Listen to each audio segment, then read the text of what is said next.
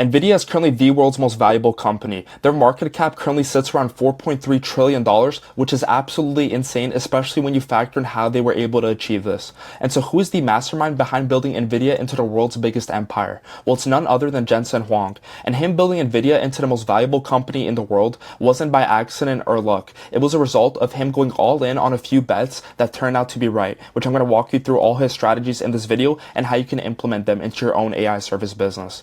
And so here's a breakdown of how he did it and how you can replicate it in your own AI service business. And so basically in 1993, Jensen had an insight. He basically thought that video games would drive demand for 3D graphics, which required specialized hardware that wasn't fully accessible to the market yet. And so what was this? He identified a huge gap in the market. And so Jensen had foresight into the growing demand for 3D graphics. And this is on the premise that NVIDIA was founded on in 1993. And so Jensen Huang's key foresight for founding NVIDIA in 1993 was that video games would drive demand for specialized PC hardware, predicting 3D graphics would transform PCs into entertainment hubs. He saw GPUs as a solution to render complex visuals, a market CPU couldn't serve. And so, the first bet that he made, that him and NVIDIA made, would be that there will be an explosive demand for 3D graphics and multimedia. And so what you want to do is you're much more probable to succeed if you start a business because you see a gap in the marketplace. And people often start a business because of a tool they learned, or, someone told them to start this type of business, or, they bought someone's course. No, you always want to start a business because you identified a gap in the marketplace and you can fill that gap with a product or service. And so always choose a problem or gap within a specific market and then reverse engineer the tools needed to solve the problem. And so the whole reason why businesses are able to thrive in the first place is because they solve problems. And the bigger the problem you're working on, the more you will make for solving them. And let's take, for example, Elon Musk. And so Elon Musk is currently the richest person in the world. His net worth sits at around $400 billion, which is insane. And so, and this recently came out a few days ago saying he's, currently worth approximately $400 billion.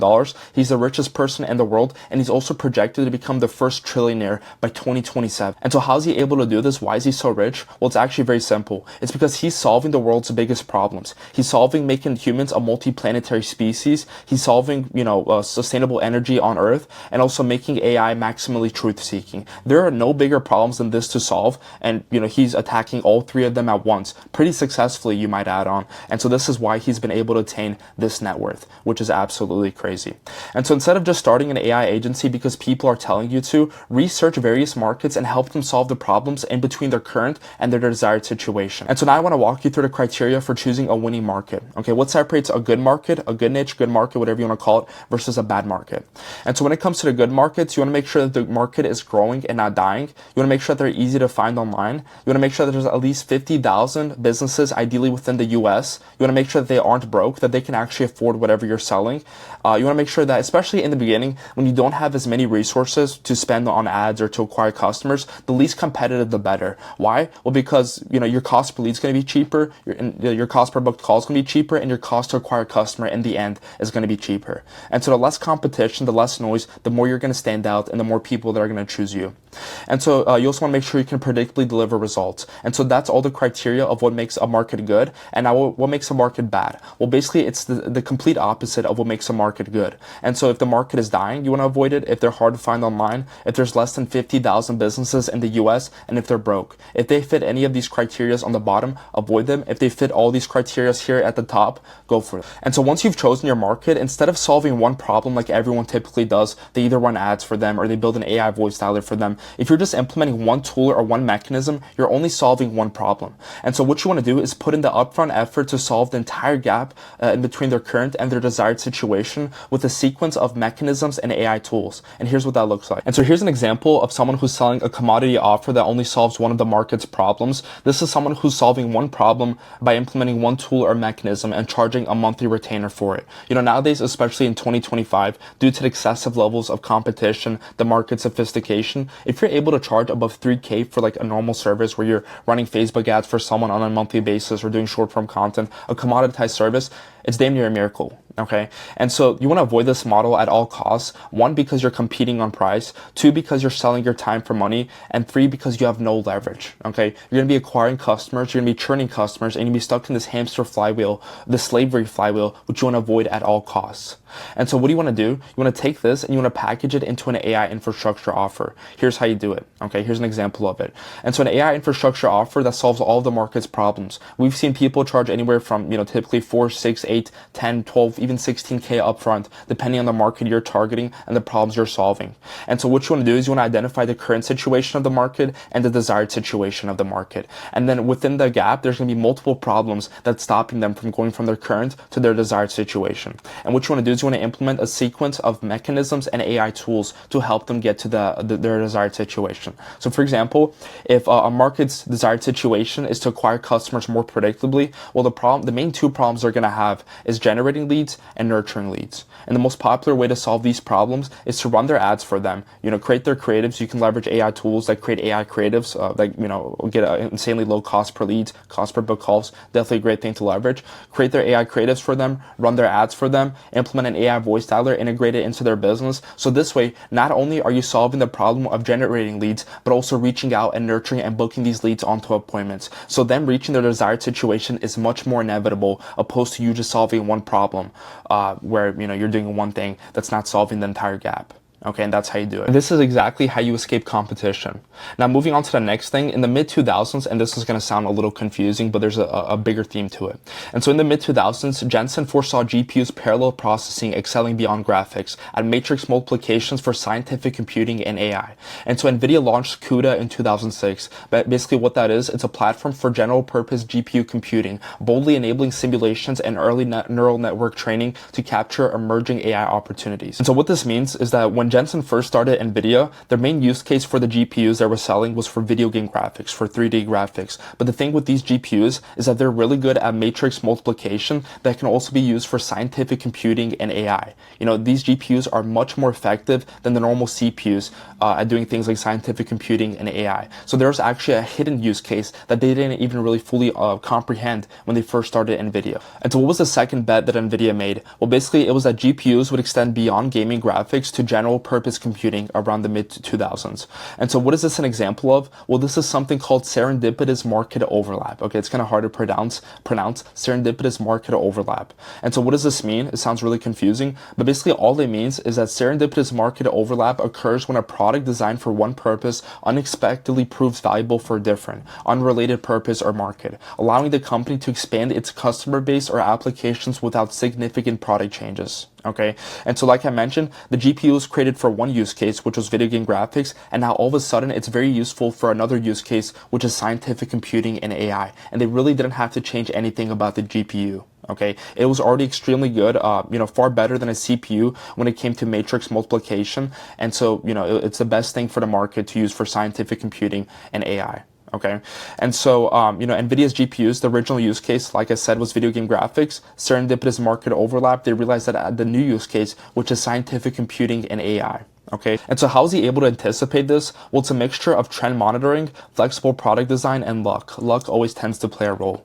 And so once Jensen recognized that GPUs excelled at general purpose computing, he launched the CUDA program. Basically what that was, it's a software platform that allowed developers to harness GPUs for general purpose computing.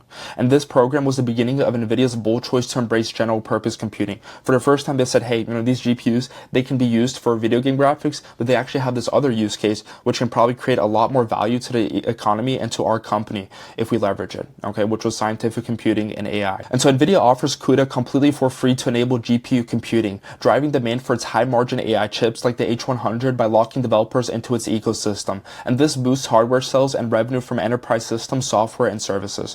And so, the actual CUDA platform in and of itself doesn't charge. It's almost like a freemium model. You can build on the CUDA platform completely for free. But what it does is that it locks developers into its ecosystem, and almost all the time, it forces them to get upsold on the hardware, which is the H100s and the GPUs, to actually run the things that you're building on the CUDA platform. Okay, and so that was the second bet that they made. For the first time, they looked at the GPUs and said, hey, there's more use cases to this, not just video games. Okay, and this is where they started to pivot towards other realms. And so what was the third bet NVIDIA made? Well, it's being positioned as the backbone of the AI revolution. And this is where Jensen really hit it big. And this is why they're the number one most valuable company in the world. And so when there was a gold rush, who made the most money? It wasn't the people digging for the gold. It was the people selling these shovels. And so NVIDIA sells thousands of its GPUs to the biggest AI research companies. You know, these people these companies are actually focused on building the AI platforms and building the AI product for the end result for the consumer to use. But NVIDIA is selling the underlying infrastructure for them to be able to build on top of their hardware, their GPUs, to build these AI platforms, these AI models. And these GPUs are put into large data centers, and this is where all the training of the actual AI model happens. And they're providing the underlying infrastructure that enables the growth of this AI revolution. And this is why they're currently the most valuable company in the world. It's because they're selling the shovels in the biggest gold rush known to man. And you can do the same thing. Here's how. So if we take a look at this is the so-called pyramid, the different levels of AI monetization. At the bottom, you have the most foundational level, which is the NVIDIA GPUs, which are doing all the actual training of these large language models. Okay, these GPUs are put into data centers, and this is the foundation of how these models are built. And the level above that, you have the actual foundational models in and of itself. So these are your ChatGPTs, your Groks, your Llamas, your Geminis. These are these large language models. And if you want to get involved in any of these three bottom layers, unless you have billions of dollars worth of resources and some of the smartest people in the world working alongside you, the chances of you competing with NVIDIA or OpenAI or Grok or any of these billion-dollar companies is very slim, damn near impossible. And so what do you have at the top? We have selling AI marketing services. Okay, this is the easiest, the quickest way to build wealth, and it's also leveraging what is already built. Okay, so you don't have to go out, you don't have to invent some new technology or do some sort of new scientific research to train your large language model in a profound way. You're already leveraging things that's already built, that these companies have already built, and you're basically wrapping your business around it. Okay, you're taking it, and like I mentioned before, and how to structure your offer by identifying problems within a specific market, you're packaging it into an AI infrastructure that you implement into other businesses, so that way they can reach the desired outcome more profoundly. Okay, and you sell this upfront for 5, 10, 15, 20K, depending on the problems you're solving and the market you're targeting. And this is the best way to currently build wealth. Why? Well, it's because businesses have already been hearing about AI, and they're already bought into the belief that it will change everything, because it truly will. And businesses also know that they need to adopt and implement AI into their business, or else their competitors who did will take their market share, and they're going to take their food off their table. And so the beauty of AI is that every business is already bought into the belief that they need AI, which is half the battle. If they already have the desire and they know that they need to achieve the outcome that you're selling with the mechanism that you want to sell them, then that's already half the battle won. But they just don't know what's the best AI solution and how to implement it, which creates a gap in the marketplace where you can fill that gap by selling AI infrastructure offers for, once again, for 4, 6, 10, 12, 15K upfront, depending on the problems you're solving and the market you're targeting. And if you want to learn how to do it, the first link in the description is a completely free AI scaling specialist school community. We have hundreds of AI founders in there. We're always providing new insights. I put all my YouTube flowcharts in there, so this entire flowchart's going to be in here that you can leverage. And if you want direct access to me, I'll be in there along with all the community members, and I'll see you on the inside.